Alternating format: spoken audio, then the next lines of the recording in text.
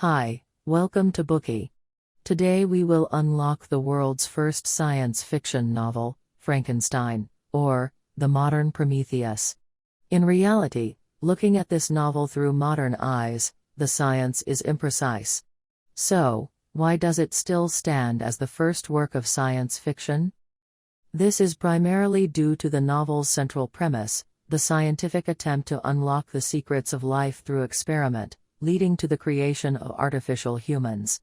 This scenario established a fundamental paradigm for later science fiction stories.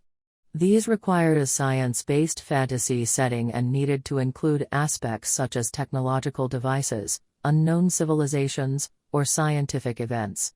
All these elements have subsequently become common features of the genre.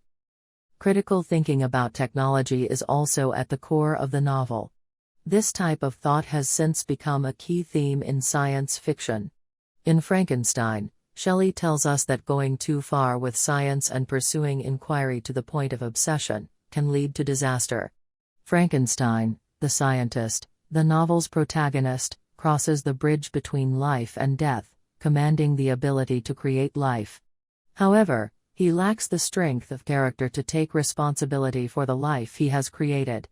The message is that when out of control, free of the constraint, and of ethical and moral considerations, technology can eventually become a sharpened blade that harms both the scientist and humanity as a whole. Frankenstein is, of course, above all more a prophecy than a parable. Scientific and technological developments are Mary Shelley's concern. She speculates regarding science's development and reflects on the tension between technological capacity and human morality. Even after 200 years, her thoughts continue to serve as a warning today. The story has a timeless charm, and merits repeated reading. We will consider the effect of the novel from 3 viewpoints. Part 1, the plot. Part 2, the novel's artistic features. Part 3, probing the book's thematic complexity. Part 1, the plot. The novel begins with an account of the exploits of Robert Walton, an Arctic explorer. His adventures are presented to the reader in the form of 4 letters. From the letters, we can discern that this young man longs for companionship, and that he is determined to conquer nature, even at the cost of his life.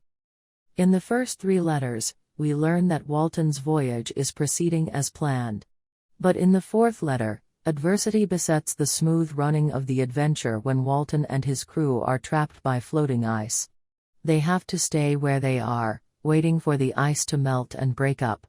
At about 2:00 in the afternoon, a mist clears, and the crew can see dogs pulling sledges northward on the ice, about half a mile away. The man driving the sledge attracts the crew's attention.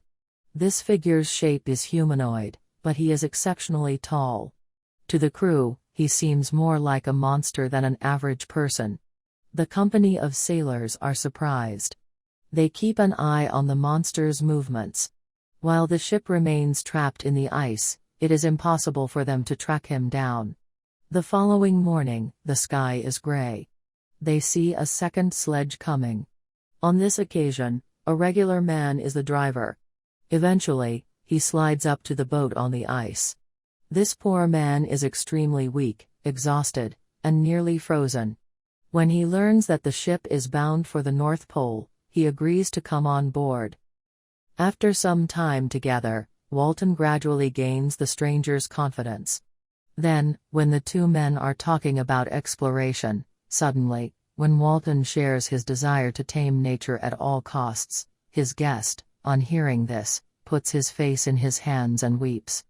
After a long pause, he asks, "Unhappy man, do you share my madness?"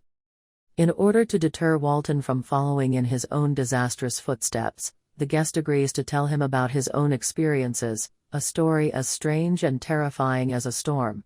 At this moment in the book, the narration shifts from Walton to this stranger whose name is Victor Frankenstein.